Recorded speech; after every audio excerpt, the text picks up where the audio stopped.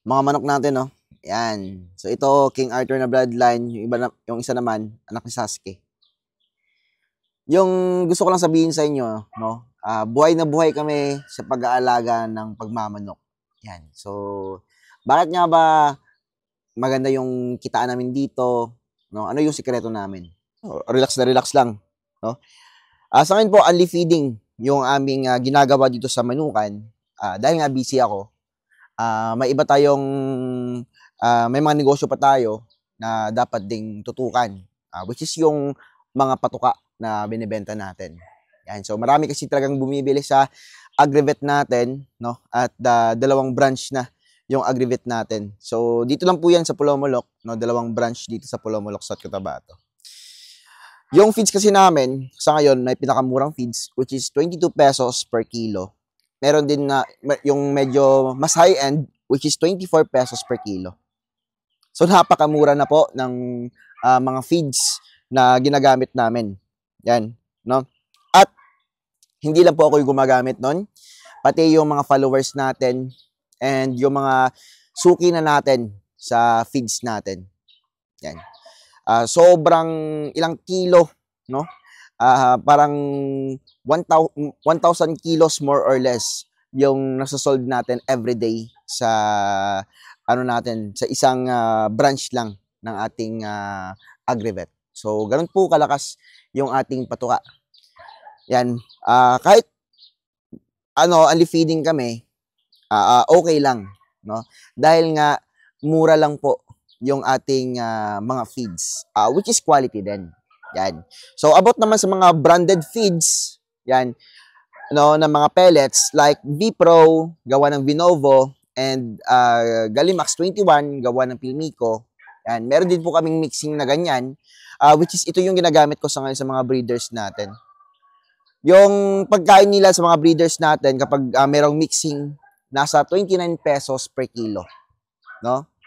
Yan. Kapag pure feeds naman, yung pinapakain ko sa mga mamahal nating manok, kapag marami akong order, yan, yung pinapakain ko naman is yung ating Galimax 21 tsaka B-Pro 4000 na mixing. No? Every weekends lang po ako nagbibigay ng may halong crack. Yan. Kasi nga, naghahabol tayo sa orders. Pero kapag halimbawa lang man, medyo hindi masyadong malakas yung order, gusto nyo katamtaman lang yung pagbibreed or papaparami nila, no?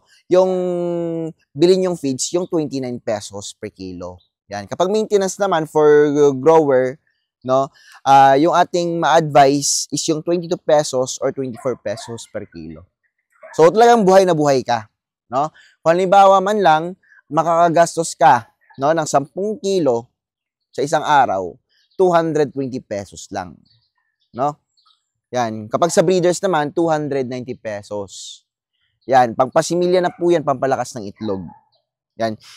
Sa yung 10 kilo na yan, no, para po yan sa 100 na manok. Yan.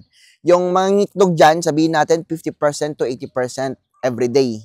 No? Hindi naman everyday 100% yan. No, sabihin natin doon lang sa 50% to 80% na. Yan, no? So 50 or 80 eggs a day, no?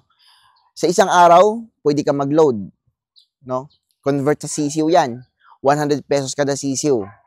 Malaking tulong, no? Sabi ko nga, buhay na buhay ka, lalong-lalo na din sa mga malalapit sa amin. Yung hindi ko lang talaga matutulungan, yung mga malalayo po sa atin. No, hindi ko sila matutulungan dahil yun nga, mahal po yung feeds sa lugar nila. Yung kinagandahan lang dito, no, malaking tulong din po kasi yung pag-promote natin ng brands, which is yung Pilmico at Vinovo, at saka yun naman talaga yung ginagamit natin. Yan, nagkakaroon ako ng discount, no, sa ating mga feeds na nabibili. And yung mga discount na nakukuha ko is binebenta ko, no? Ay binebenta ko po sa mga tao ng mura yung mga feeds natin. So, yun po yung purpose din, isang purpose ng ating vlogging. No? At syempre, para malaman ang location ng ating businesses. Yun yung kinagandahan doon. Yan. Yung iba, yung mga malalayo, may itlog na naman. Baka mapakan natin. Yan. So, yun, may itlog din doon sa baba. Dalawa. Yan. Ganyan kalakas mga itlog itong mga manok natin. 70 to 80. Yan, yun yung nakokolekta ko dito sa apat na range na to. 70 to 80 eggs a day. Yan, minsan nasa 90 eggs. Pinakamalakas na yung 100. Yan, kasi nga 100 plus naman tong breeders natin. Kasali na po yung roosters. Iba pa dun sa kabila, no? Yung ibang manok natin, mga malalakihang manok, mamahaling manok, andun sa kabila. Ito na yung nakokolekta ko, no? 70 to 80 or 70 to 90. Yun yung everyday na ha-harvest natin dito sa apat na pen na to. Dahil nga kakaunti lang naman yung breeder natin. Ibig sabihin yan, napakaganda po ng feeds natin, no? So mamaya refill na naman kami ng tubig, naubusan na naman sila ng tubig. Only feeding po yan sila. Yun, umiinom ng tubig. Yung mga malalayo, hindi natin sila matutulungan sa feeds natin. Lalo na sa Visayas at sa Luzon, no? Hindi tayo basta-basta makakapag-ship ng mga feeds dahil nga mabigat.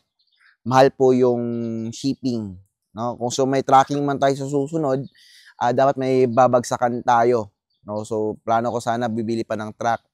Yun nga lang, may kamahalan yung truck at babayad tayo ng mga tao pa, no? Para maghakot at driver. Yan. So medyo magastos.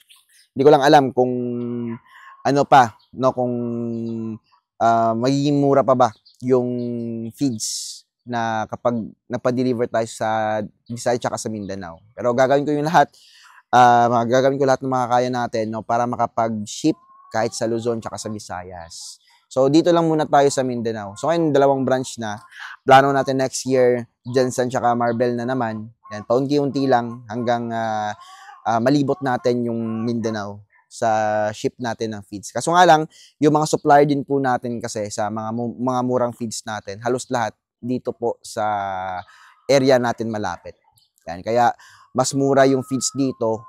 Yan, less din yung hassle sa akin sa pagkukuha ko ng feeds.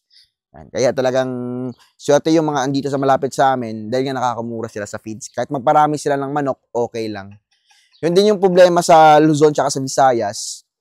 Yung iba, no, sobrang mahal na ng feeds nila, umaabot na ng 40 pesos to 50 pesos per kilo. Pinakamura daw sa iba, 39 pesos or 38 pesos.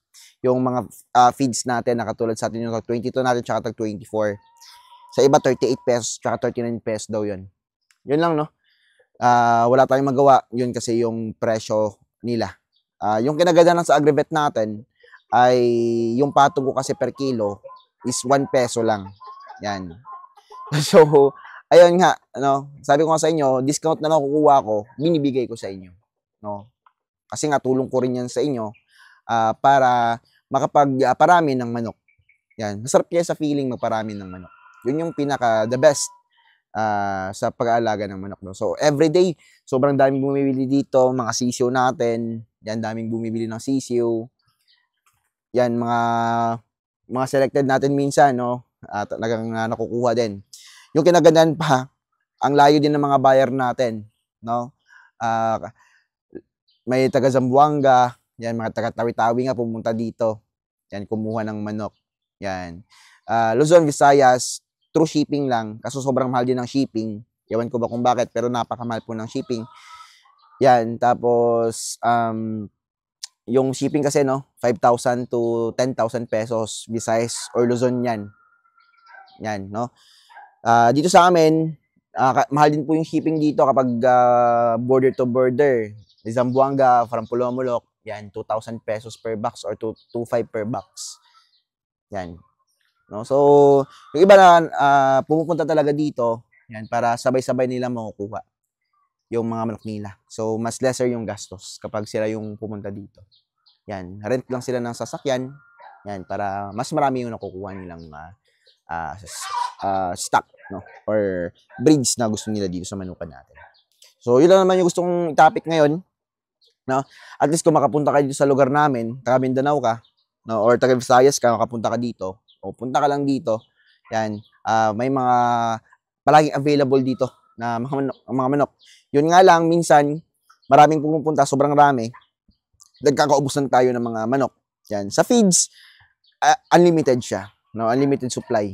Yan. Kung halimbawa, maubusan man ngayon, kasi minsan, sabi ko nga, more or less, kapag more 1,000 kilos sa isang araw yan, minsan, nasi-short yung stocks namin. Pero pagkabukas ng umaga, meron na naman. Yun yung kinagandahan. Kasi kaya nga masasabi ko, unlimited stocks pa rin tayo.